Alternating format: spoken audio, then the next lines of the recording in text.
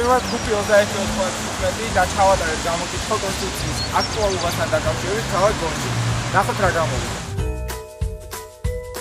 კონსტიტუცია არის საქართველოს უმაღლესი საკანონმდებლო ნორმატიული აქტი, რომელსაც უნდა შეესაბამებოდეს ნებისმიერი სისხლის სამოქალაქოს ადმინისტრაციული ნებისმიერი კანონი, რომელიც ძალაში შევა. ეგ არის სახელმწიფოს მმართველი კანონი. კონსტიტუცია არის რაღაც ძალადობრივი ინსტრუმენტი სახელმწიფოსი, რომელიც ისევ ადამიანების ძალადობისთვის გამოიყენება.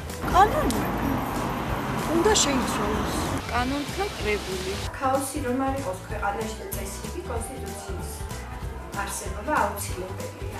ცხოვრება რომ ნორმალურად მიდის, უნდა ნორმალური კონსტიტუციის მიხედვით მიდიოდეს. ეს არის კანონი ყველასათვის აბსოლუტურად განურჩევლად ასაკისა, ენის ასაკისა და რასისა.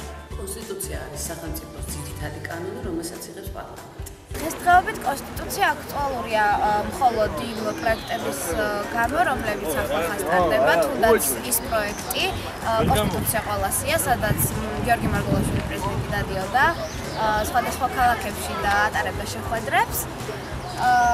და ამის გამო ვთვლი, რომ კონსტიტუცია ახლა შემოვიდა საზოგადოების პოპულარობაში.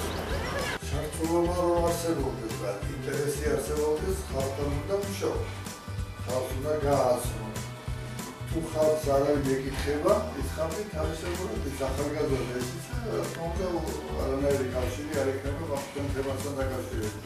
ამიტომ საზოგადოებრივი აზრი მას უნდა შესწავლოს. უნდა მოხდეს საზოგადოებაში ამ თემის შესახებ უფრო მეტად ინფორმირება, ანუ თუნდაც მოქმედების გარიგებით, აგიტაციის გაწევით, ტელევიზიით, სხვადასხვა მასმედიის საშუალებით, რაც უფრო მეტი ეწოდინება ხალხს ამ თემის შესახებ, მით მეტად იქნება ჩართული. თუ იცით, რომელსაც მიიღეს საქართველოში პირველი კონსტიტუცია? როგორც მახსოვს 1921 წელს. და ასევე როდის აღინიშნება კონსტიტუციის დღე? 24 აგვისტოს. რა არის კონსტიტუცია?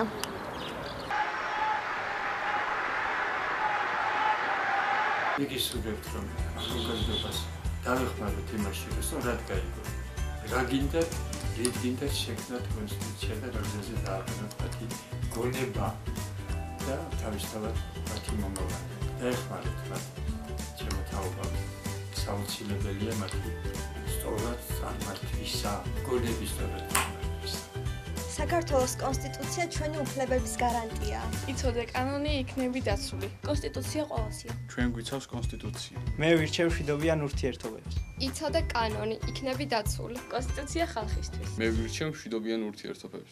ჩვენი მიზანი იყო საზოგადოების ჩართულობა ამ პროექტში და მათთვის კიდევ ერთხელ იმის შეხსენება, თუ რა არის ზოგადად კონსტიტუცია და კანონის უზენაესობა.